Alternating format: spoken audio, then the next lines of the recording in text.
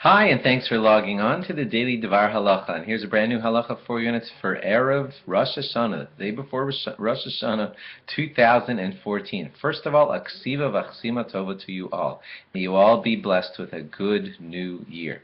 This last day of the year, there's so many different things to hit, but I do think we should hit the halacha of Eruv Tavshilin so that you know about it, understand it, and don't forget to do it. Here's what it is in its basics. We do this whenever we have what we like to call a 3-day yontif. That's the nickname of it. The yontif is going to be on Thursday and Friday and Shabbos. 2 days of yontif followed by 1 day of Shabbos. Even in Israel, it's going to be that way. And here's where you're going to run into the main problem if you don't do what's called an Eruv Tavshilin. On Friday afternoon, you know that in the proper way you're allowed to cook on Yom Tov, and you're going to want to put up a chalent, let's say, in the proper way. You better speak to your rabbi if you don't know exactly how proper cooking goes on Yontif. That's a whole other topic which we can't do here so quickly.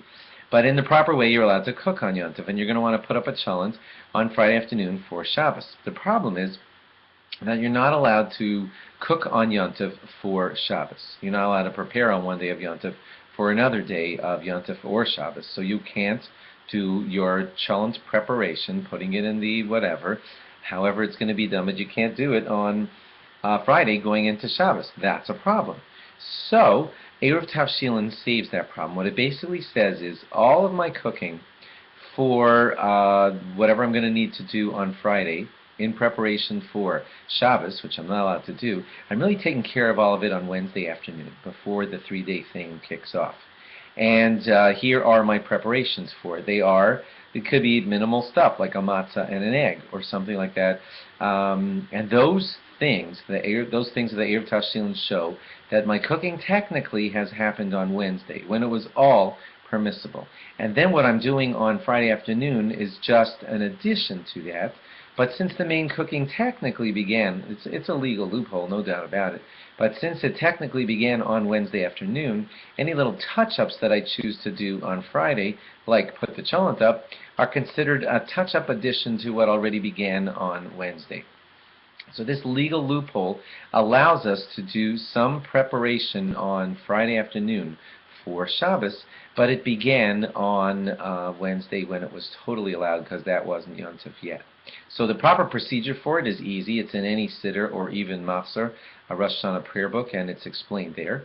Special formula where you say, with this Eruv that I'm preparing, may it be permissible for me to cook and light candles and everything on Friday afternoon in the permissible way, and it won't be considered an improper preparing on Yom Tov for Shabbos. If you forget to do an Eruv Tavshilin, you're still fine, although you should speak to your rabbi, and that's because the rabbi, when he makes the Eruv Tavshilin, and a lot of good people, when they make their Eruv Tavshilin, say, this is for me, and it's also for everybody who lives in this city. If they are authorized to do that for you, then even when you messed up and forgot to make an Eruv Tavshilin, it is covered by the other people in the community who probably also said in their Eruv Tavshilin that they're doing it for you.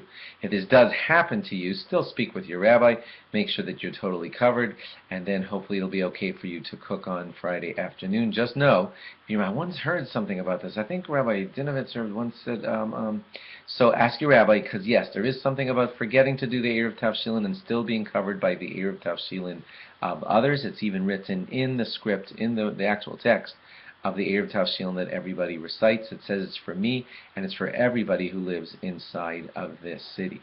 Thanks for logging on, and may you all be inscribed, may we all be inscribed for a great new year. And please log on again after Shabbos, when we will be telling you about Tzom Gedalia. Tzom Gedalia really would have naturally landed on Shabbos, but it's been pushed back because we're not going to do that fast on Shabbos, and it's going to be pushed back to Sunday, when we will be observing the fast of Gedalia. So stay tuned then for more details on that. Thanks for logging on. Have a good year and a good Shabbos. Bye-bye.